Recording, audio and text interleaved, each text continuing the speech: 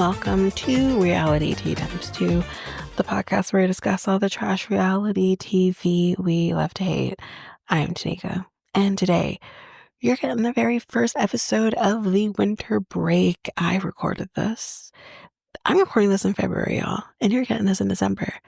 I'm on it this time because I want to make sure we're getting these done, making decisions and stuff like that. But anyways, yes, this is the first episode of the break.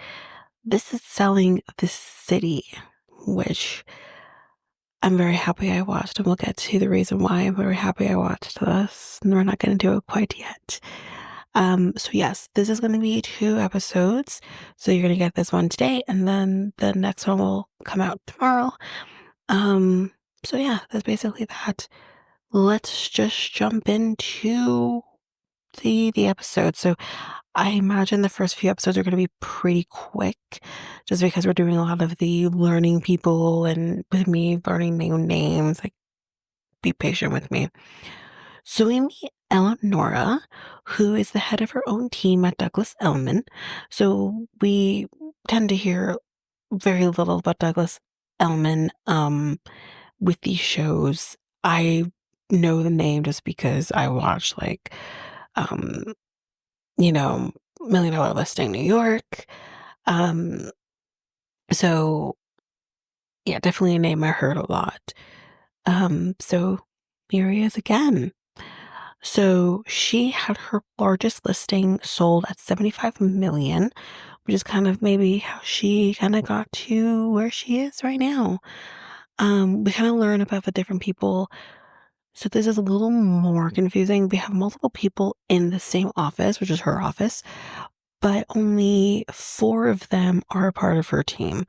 The other 2 are lone wolves, basically. We first meet Justin, who's one of those lone wolves. Basically, Eleonora and him have known each other for about 10 years. He actually took her virginity, her words, for the second time. They actually did have sex. But there seems to be, maybe something emotion-wise going on between them. Maybe it's just the friendship part of things. But, I think she kind of does maybe potentially, him have feelings. I don't know. I feel like we're gonna, I think if this definitely gets another season, we're gonna see more of that. And then, the reason that I am so happy to be watching the show took me a minute, but I got into the show besides this reason. Steve motherfucking Gold, y'all.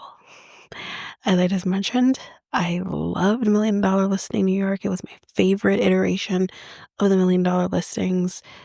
So I was very sad to see it go. So yeah, New York was my favorite. So obviously Steve Gold being in New York, he was obviously a part of the New York version. So me seeing Steve Gold was very, very amazing for my eyeballs. I forgot how hot he is. And I think he's probably one of the only people I actually follow in the Million Dollar Listing world, like him and obviously Frederick. Duh. Um, but yeah, he's so hot. And he's with Louisa. They're actually married on baby number 2 soon. Wow. Look at him settling down. So proud of him. Okay, so we're going to dinner, meeting with Steve. And we do have Louisa, who again we do see towards the tail end of Million Dollar Listing New York series. So I do know of her and remember her and all that. So yeah, that's where we find out she's pregnant again. Seeing this kind of girl struggle, the girls. So basically we have, I think it's a dinner, but it might have been a lunch, I'm not sure. But we have lunch. It is a lunch that's being thrown by the other lone wolf of the office, and her name is Jade. Is that her name? Jade, who is very close friends with Eleonora. They have been friends for also a very long time. And she has only invited Steve, Louisa's here, Taylor, who we're going to learn a little bit more about in a bit, but she sell the lot. She does very well for herself. Eleonora and Justin. Whereas the rest of the team, Eleanor's team, which comprises of, see if I can remember everybody's names here. We had Abby, Jordyn, and was there somebody else? Or this is those two? Somebody else? Because Taylor was there. I'm missing someone for sure, for sure. I can't remember. But anyways, they were not invited.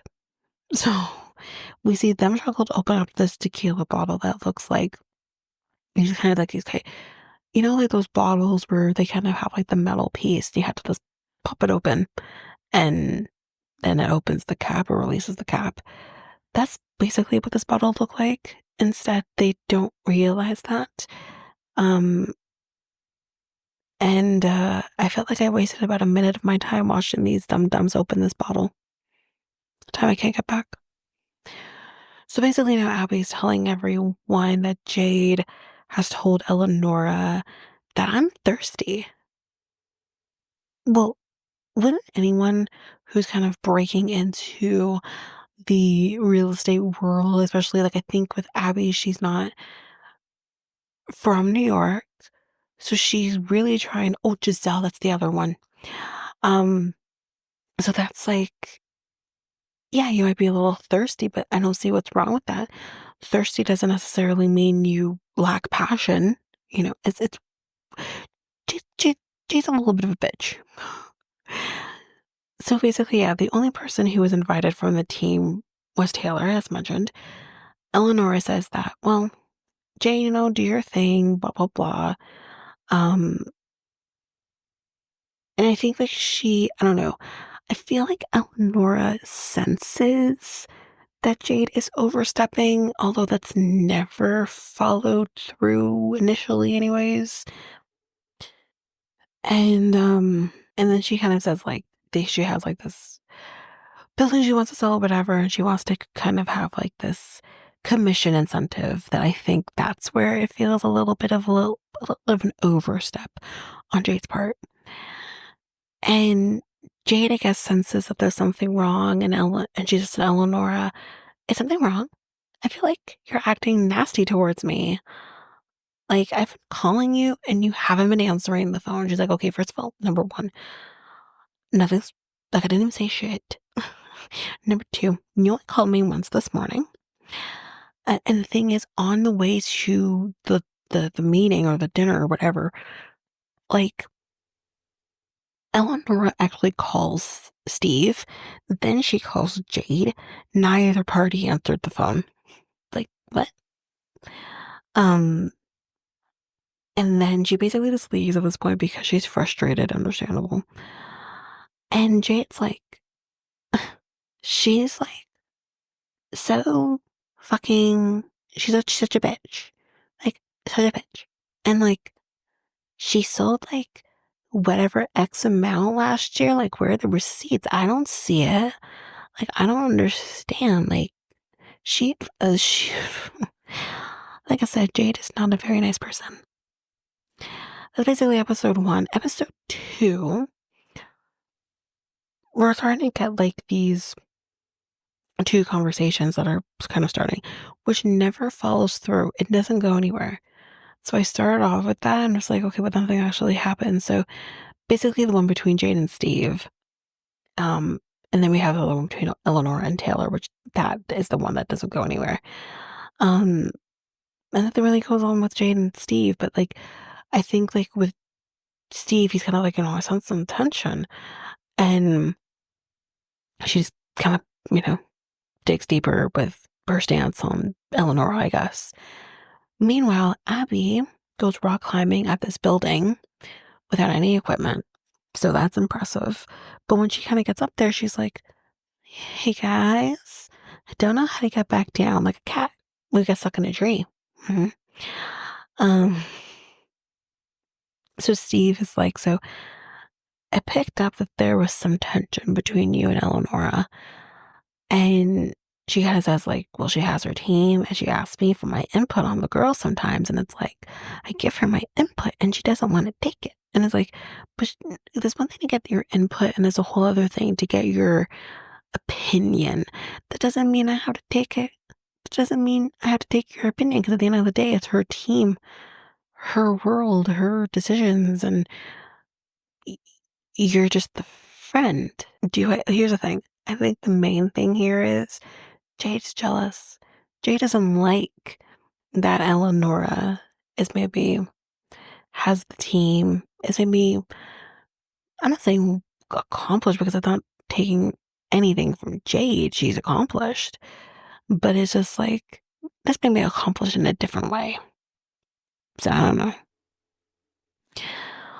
Um, so then the girls that were not invited basically asked Taylor, so what happened at that lunch? Like, apparently kind of similar to Secret Lives of Mormon Wives when Jen Affleck invites everybody, but then says, oh, I think we're just going to invite Whitney and whoever else she invited, I can't remember.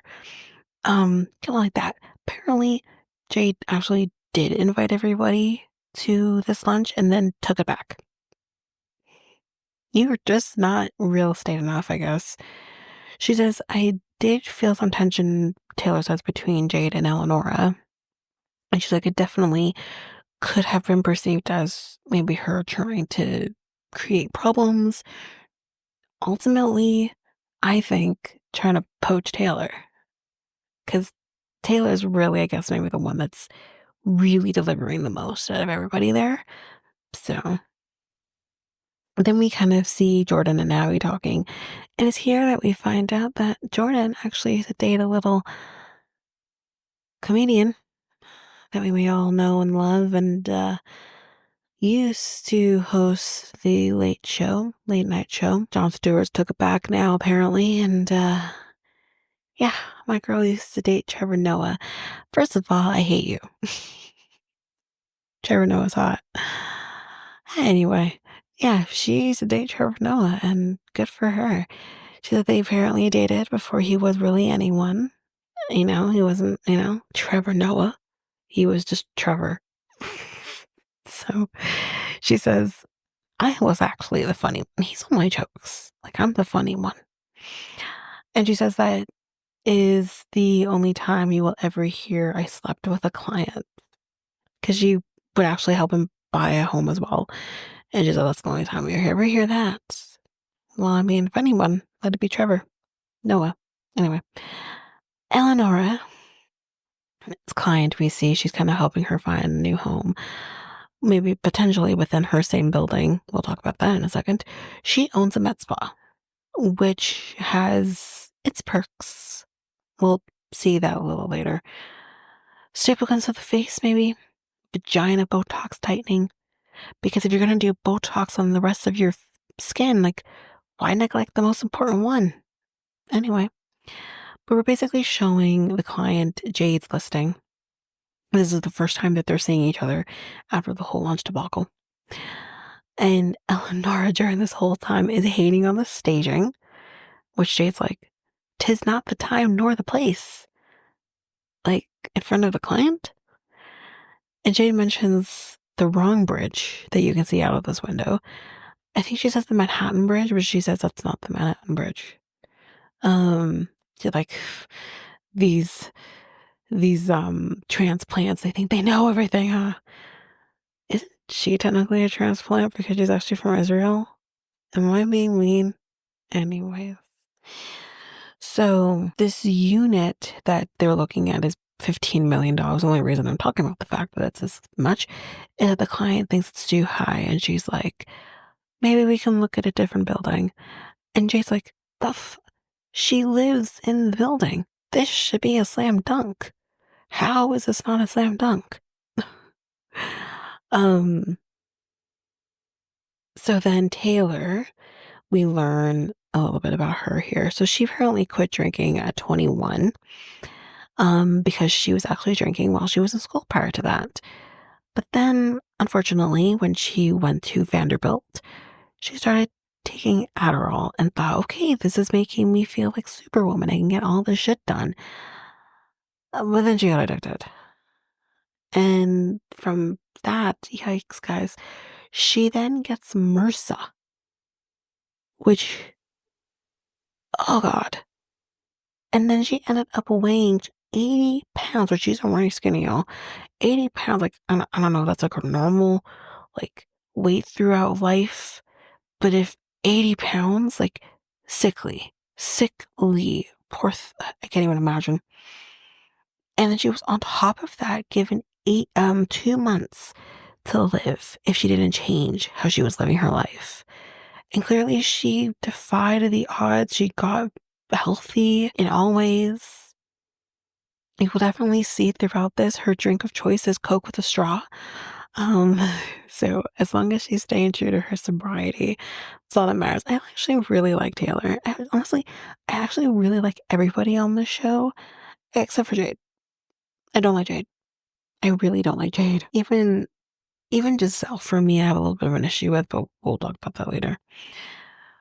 So that's basically episode 2. Episode 3, we have some Douglas Element Awards today. We don't really get too much into that, but apparently Eleonora and someone else got an award. I don't remember who that was, but she looked great. So Eleonora, we see her now. She's in Greenwich. I say Greenwich? Greenwich.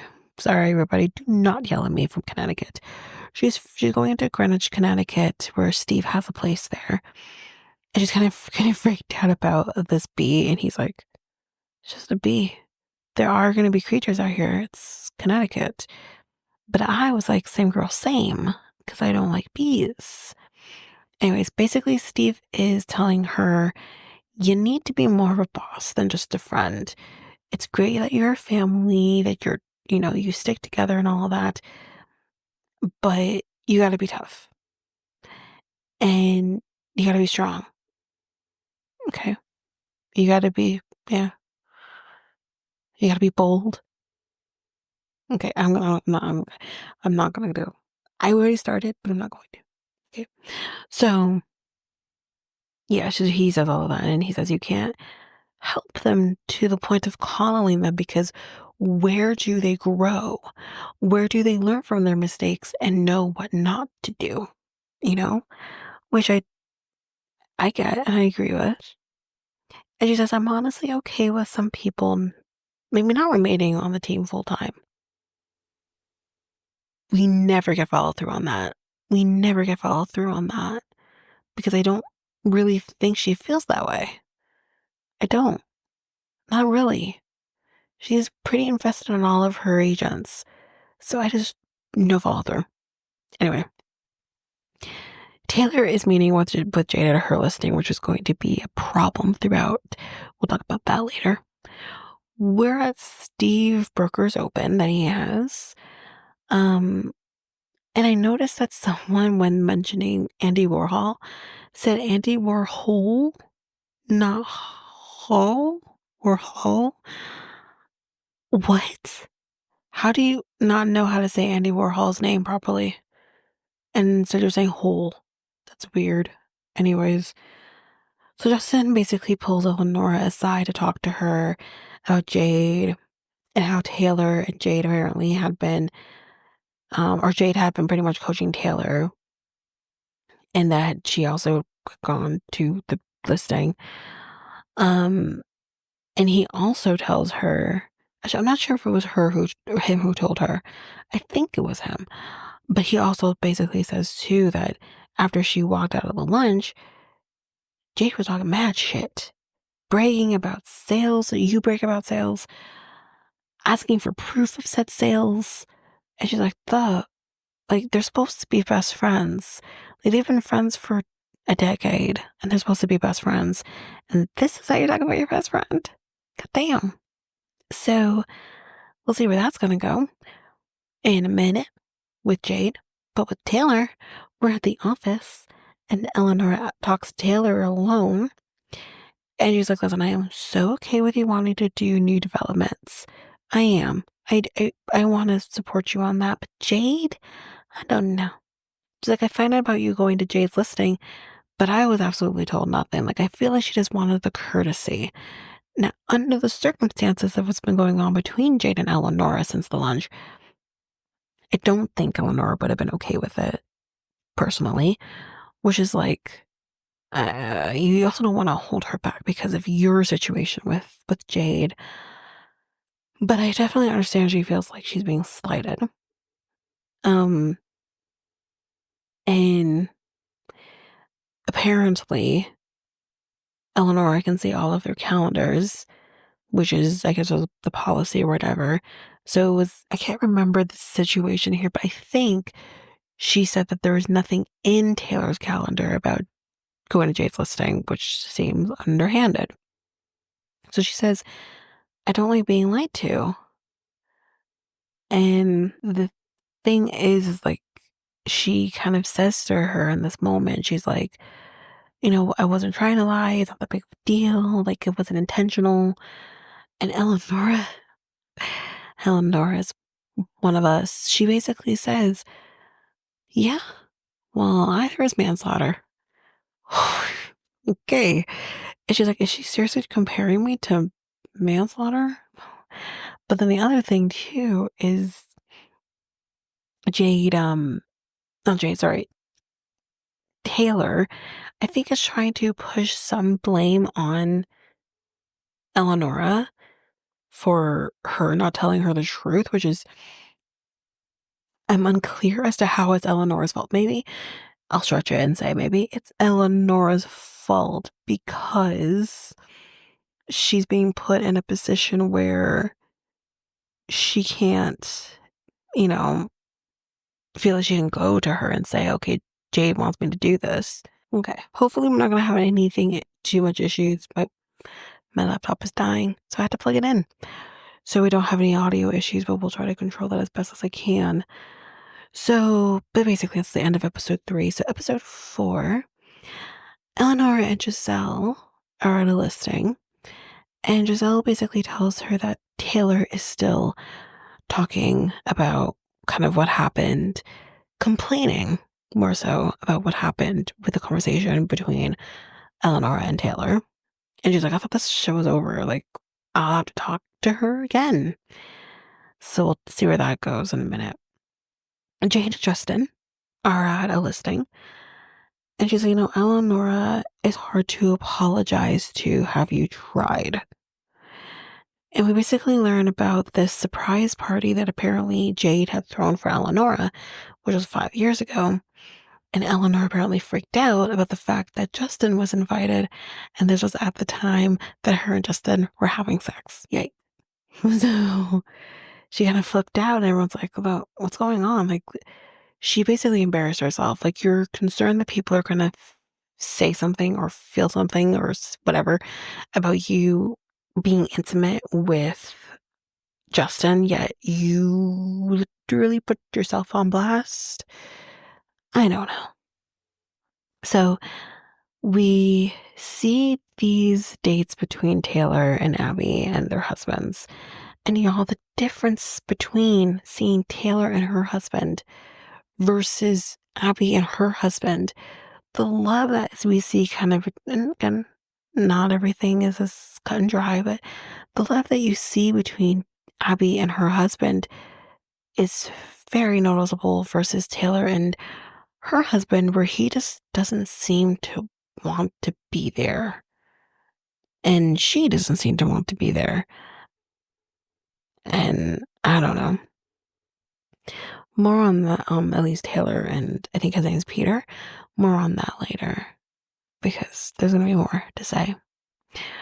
So Taylor brings everyone in the office and gives them this speech about her struggles being a woman or sorry, not Taylor, sorry, Eleonora brings everyone into the office and she kind of talks about like the struggles of being a woman in this business, how like you can't do anything or accomplish anything without someone saying, oh, what man did you fuck? What opportunity was given to you without it being, I just worked my ass off to get where I am. And then from that, she kind of brings up the Taylor stuff. And Taylor's kind of like, listen, I didn't mean anything by it. She says, like, I felt a way being compared to like a person committing manslaughter. And they are able to work on it, get past it. It's fine. If this was Selling Sunset, we would be in the next season still doing the same situation. So they'll get there. They'll get their legs. But she basically is like, don't knock behind my back, or, don't come for the house, confront it head on. Um, I think the sad part here is when Taylor basically says, like, I felt like I couldn't even talk to her husband, Peter, about what she's been feeling or what she's going through because she doesn't even have that outlet to be kind of like, this is what's happening. He doesn't want to hear it. He sounds like just a great man. Just great. Anyways, that is the end of episode 4. That is the end of our episode. So tomorrow we'll be doing the remaining episodes 5, 6, 7, and 8 of Selling the City. They'll be coming up next. And tomorrow I will talk about what you guys. Well, by now I probably would have given you the schedule, but yes, the next episode that we're going to be talking about in a couple of days, we're going to be doing Young, Famous, and African, since I didn't talk about that when it first came out, but we're talking about it now. So yeah, that's what we're going to be doing. I will, but anyways, before we do that, we'll finish up this episode 5, 6, 7, and 8 tomorrow, and that's that. That is it for this episode. So if you like what you heard, please rate, review the podcast on either Apple Podcasts or Spotify. Also, don't forget that you can also share us with everyone in your life if you really love this. And I do want to read those reviews. I'm definitely getting 5-star ratings, but I want to read those reviews. So send me those reviews and I will read those 4 and 5-star reviews on the podcast. Also, we're on every one of your favorite podcast apps, every one of them, including you can find us on YouTube at Reality Tea Times 2. If you want to connect with us, you can do so by going to either Facebook or Instagram at Reality Tea Times 2. You can also find us on Twitter, TikTok, Reddit at Reality Tea Times 2 pod. We also have our email, which is at realityteatimes2 at hotmail.com. Definitely want to hear from you guys. And we also have our new website where you can listen to all of these episodes. You can review the podcast on there as well. You can connect with me in any way, all the stuff. It's all there, and you can find me there at www.realityteatimes2, all spelled out, .podpage.io. It's there. And don't forget, I also have my other podcast with my friend Mikkel, Next Take Podcast, where we talk about all kinds of different topics. But you can find us on any of your favorite podcast apps over there as well. Or you can also go to YouTube and you go to Next Take Podcast, as well as our website, which is solo.to/Next Take Podcast. So yeah, there's that, and that's basically that. And again, don't forget, if all of this information is overwhelming, we do have all of the links, everything in our show notes. But that is it for now, guys. Thanks. Bye.